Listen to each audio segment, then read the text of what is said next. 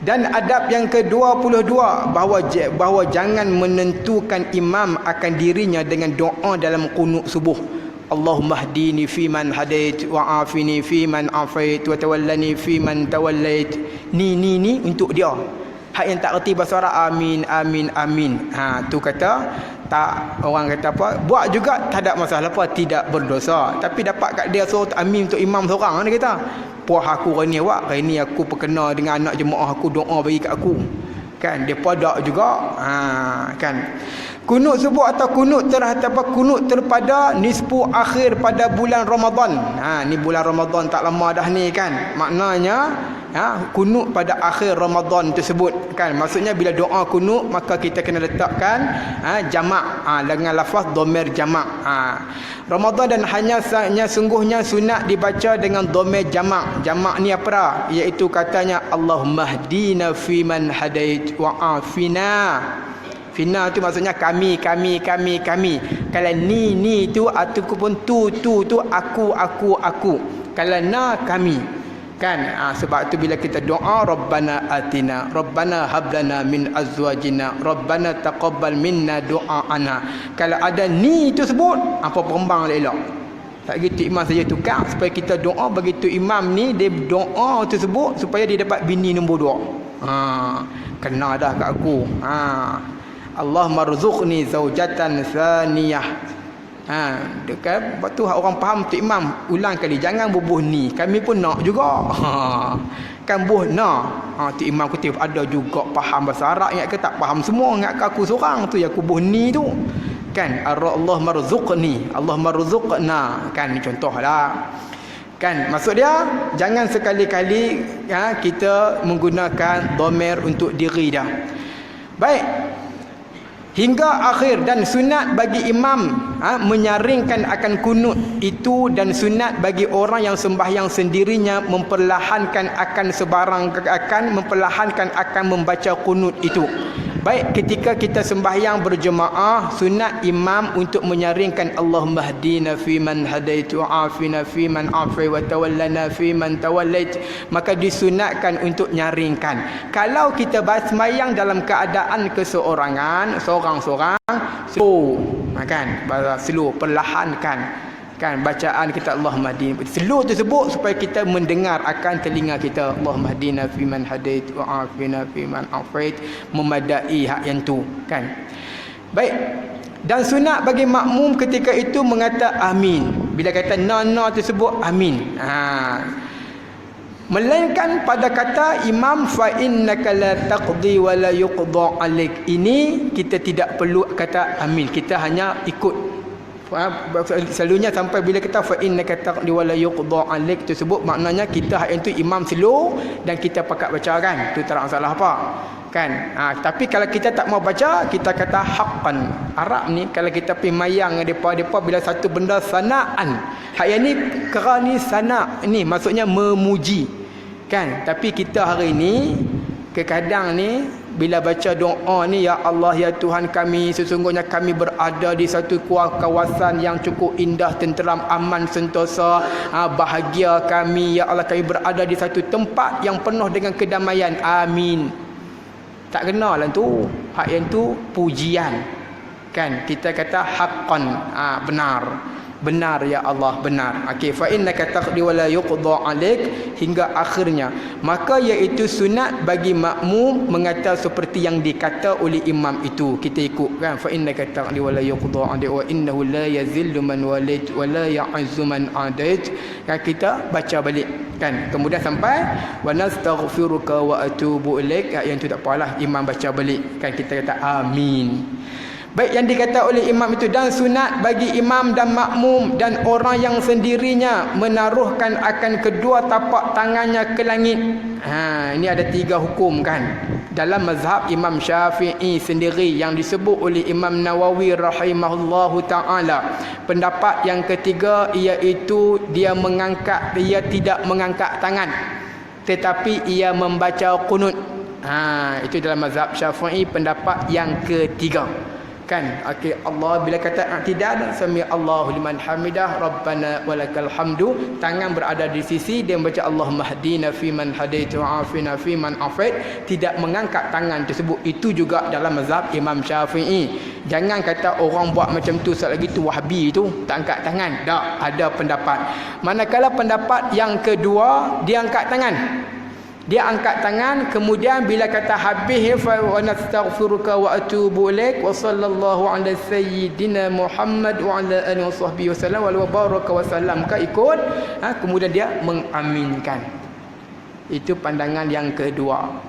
Pandangan yang pertama yang kuat, macam kita buatlah, kita angkat tangan tetapi kita tidak menyapu ke muka. Itu pendapat yang rajih, yang pendapat yang nombor satu di dalam mazhab Imam Syafi'i, yang ditahqiqkan oleh Imam Nawawi rahimahullahu ta'ala. Kan, sebab apa? Sebab pendapat ni cukup banyak. Kan, jadi bila kata pendapat ni cukup banyak, yang duk tapih pendapat ni, yang kata yang mereka ni menjadi orang yang menapih di antara Imam Nawawi dan Imam Rafi'i. Kan, kita ambil yang ni sudahlah. Tak lagi hak yang nu pendapat lah kali pakai tak buat terus. Itu pun tak jadi juga. Sikit lah, ikut habis ni. Duk tinggal sikit kan, bulan sekali kan. Jadi kalau tak main pula jadi 2 bulan sekali. Baik. Dan adab yang ke-23 menaruhkan akan 2 tapak, maksudnya tangan macam inilah ke langit. Dan adab yang ke-23, bahawasanya jangan berdiri makmum seorang dirinya padahal ia keluar daripada saf, kerana yang demikian itu menghilangkan akan pahala jemaah. Kan, dia mari tengok penuh dah. Kan, tak ada orang duduk di belakang, dia seorang-seorang. Maka pada ketika itu dia kena ada juga orang yang duduk bersama dengan dia. Tapi hal ini masalah juga. Cara nak panggil kadang ada 2. Yang pertama, Allahu Akbar. Kan, ada satu ulama kata, ada satu pandangan lagi, kita pergi cuek. Kan, cuek tersebut. Dia kata Allahu Akbar. Bila kita takbir tersebut, dalam keadaan macam tu, kita pun mengaji ni kena tahu bahawa kenapa dia takbir terlalu kuat, bukan sebab nak didengar oleh imam, tetapi nak menjadikan diri kita makmum tadi duduk dalam saf tadi menemani ia. Kalau dia duduk seorang-seorang, bermakna dia tidak mendapat pahala jemaah. Kan, itu dia. Kadang-kadang boleh habaq aja. Kan, bila kita masuk tengok tak ada habis dah, kita pergi duduk Allahu Akbar. Kan, subhanallah, kita subhanallah kecil-kecil dah lah. Ataupun kita kuik dah, kuik tersebut. Maknanya faham bahawa bila dikuik tersebut bukan kata nak ikut hang jadi imam. Sat lagi dengar Allahu Akbar, dia ni apa ni? Lepas tu kuik pula dah. Aku pun ikut imam, dia nak suruh aku, nak jadi aku imam dia pula. Gila apa dia ni? Kan, yang tu pula. Dah suruh kita tersebut menemani ia berada di belakang. Lepas tu ustaz, hak tu kosong lah. Yang jemaah kiri kanan ini yang akan menutup jalan. Menutup. Kan, tapi tu hak tengah tu tak ada. Sebab hak wajib mengaji ni, dia duduk wajib main semayang ke depan. Hak duduk belakang tu, faham-faham lah. Kan, hak jenis tengok orang habis mengaji, tak habis mengaji kita. Hak yang tu baru main terpa. Yang tu ada lah. Tapi bila kata main keadaan kondisi seumpama itu, kan, jenuh. Kan, subhanallah, pi kuik pun tak ni. Pi kuik pun dia tak ni juga. Dia buat tak tahu, buat dono, pekak dia ya. Kan, itu dia antara benda yang kita kena faham. Baik. Adab yang ke-23 iaitu berdiri makmum seorang, jangan berdiri seorang diri di sembahyang padahal ia keluar daripada duduk di luar daripada saf tersebut, kerana demikian itu menghilangkan akan pahala jemaah. Tetapi sunat masuk ke dalam saf atau dihelanya akan seorang. Dihela tersebut maksudnya diseru akan seseorang tersebut dalam saf itu kepadanya, kemudian daripada ia takbiratul ihram, selepas ia mengangkat takbiratul Allahu Akbar, dia panggil macam tu pun boleh, ataupun dia menderahkan ataupun menyaringkan Allahu Akbar. Kan, tu kena faham lah. Kan, maknanya kawan ni duduk seorang-seorang saja dia kena ni, ataupun lepas tu dia kuitkan tangan seseorang, bau seseorang tersebut, untuk kuit tersebut, kuit macam tu dah, jangan duk kuit telinga. Kan, kuit bau, tak lagi pergi kuit telinga. Lepas tu dia buat tak tahu, pergi jentik telinga. Lepas tu tumbuk pula lepas tu lah. Kan, jangan macam tu. Kan, nak sebutnya kata ada cara dah. Kan, macam biasalah kita tahu. Tapi wajib kalau kita duduk seorang-seorang di belakang, tak ada orang teman kita. Baik, dan adab yang ke-24. Dan adab yang ke-24, bahawa sunat bagi makmum yang dihelanya itu mengikut akal yang dihela. Maksudnya menyahut seruan lah. Kalau kawan tu panggil, dia pun kena sunat mari. Kalau kawan tu tak panggil pun, dia tak mari pun, tak ada apa pun. Kan, dia dapat juga, cuma dia disunatkan untuk menemani rakan dia, tak batal sembahyang pun. Kalau hak seorang ni tadi pun, dia juga tidak batal sembahyang, tetapi pahala jemaah tersebut dia tidak dapat. Sembahyang tetap sah. Supaya menolong sunat bagi makmum yang dihelanya itu mengikut akan yang dihelanya, itu dihela tersebut dipanggil lah, cara panggil tadi. Itu supaya menolong ia akan dia. Menolong seseorang tersebut akan orang hak panggil tadi ni, yang duduk seorang-seorang di belakang saf. Yang ke-25, bahawa jangan mendahului makmum atau menyamai akan perbuatan imamnya. Kan? Arab ni kadang ni, kan, kalau kita pergi Mekah ni, kalau kita pergi lambat, ada cukup tangan ni, cukup duk kocok kita. Kan, contoh, tak sampai pun lebih rakaat yang ni pun. Dalam kita mazhab Imam Syafi'i, bermaknanya kita tidak akan mendahului imam ataupun menyamai imam. Hal ini kita kena faham. Contoh, kalau kata imam rokok, bermaknanya biar imam tu duduk rokok, baru kita rokok. Yang ni dah, imam tu tengah tak ni lagi, Allah, dia tak bangkit, dia tak rokok lagi, pakat duk ikut dia dah. Tengok imam tersebut, dia duduk dalam keadaan posisi rokok, baru kita rokok. Sebab itu bila kata imam ni, dia pun kena mengaji juga. Bila kata imam, kita dapat imam mengaji, alhamdulillah tuan-tuan, tak nak salah apa, masjid ni semua ustaz, tak nak salah apa, yang mengaji tak ustaz pun dia belajar, alhamdulillah. Hak setengah tempat ni dak. Kan, maksud dia, bila imam tersebut Allah, bila kata dia duduk rukuk tersebut wa akbar, maka makmum tersebut dia tahu dah bahawa imam ni telah sampai kepada posisi dia. Rukuk tersebut depa pun ikut rukuk. Jangan sama makruh, mendahului itu batal. Kan, Arab ni kadang ni dia nak kita ni sama-sama dengan imam. Kan, saya kalau sembahyang saya cari orang Indonesia, orang kita lah, kan, duduk tepi tu. Sebab bila duduk tepi depa sekali lagi, bila kita lambat sikit baca Fatihah, kadang imam dia cepat kita baca Fatihah, padahal dalam keadaan rokok lagi, dia punya cuik betih duk ni kita. Kan, duk kuat duk cuik ni paha ni. Kata dia orang tua ni sekali lagi sembahyang jenazah ke mana lagi, sembahyang jenazah lagi duk geram. Kan, duk sembahyang duk cuik. Kan, berapa kali dah. Kan, kadang tu lah, kita duduk orang Pakistan ke orang Asia ni tak apa. Duduk dengan mereka, kalau kita lambat, bukan kata lambat rukuk tu pun bukan kata bangkit lagi dah. Cuma tak sekali dengan imam saja menyamai. Kan, lepas tu hari tu ada satu Arab, dia duduk. Kan, lepas tu duduk saya ni sembahyang subuh. Kan, Mekah lah cerita dah. Bila kata duduk nanti macam misalnya kita mungkin lambat sikit, tapi lambat kalau dia rokok pun dia tak bangkit lagi cerita dia. Kan, cuma tak sama dengan dia. Kan, lepas tu yang best dia, tiba-tiba hari tu bila kata sembahyang, tiba-tiba handphone bunyi. Handphone dia bunyi, bukan handphone saya. Handphone dia bunyi, dia ambil handphone, dia tengok nama. Tekan pula, tak jawab dah. Lepas tu dia bubuh balik dalam pakit dah.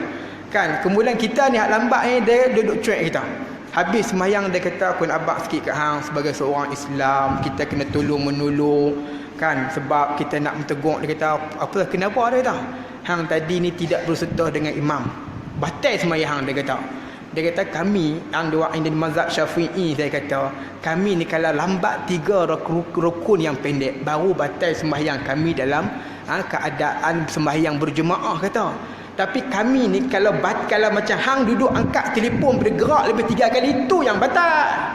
Lepas tu dia tengok macam tu, dia pun jalan keluar balik lah. Kan, oh boy. Geram kan.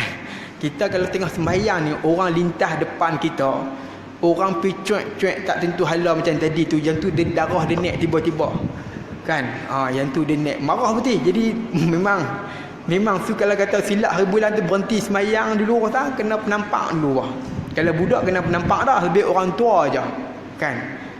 Sudah sembahyang tuan.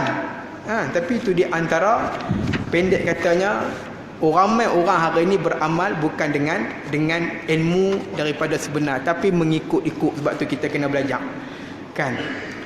Baik sikit lagi nah. Bagi makmum itu terkemudian sekalian perbuatannya itu. Tadilah daripada perbuatan imamnya seperti bahawa ia jangan rokok, melainkan apabila sampai imam itu kepada sekurang rokok. Maksud imam duduk rokok, walaupun dia tak baca subhanallah apa, kita duduk dah. Ataupun imam ni sami Allahu liman hamidah rabbana walakal hamdu Allahu akbar. Maksudnya dalam keadaan rokok dah. Makmum tahu bila Allahu akbar, maksudnya dia dah duduk dalam keadaan rokok dah. Itu kita kena ambil perhatian. Dan jangan sujud makmum itu melainkan apabila sampai imam kepada sekurang-kurang sujud, dan sekurang-kurang sujud bahawa menyampaikan akan dahi pada tempat sujud tersebut kan.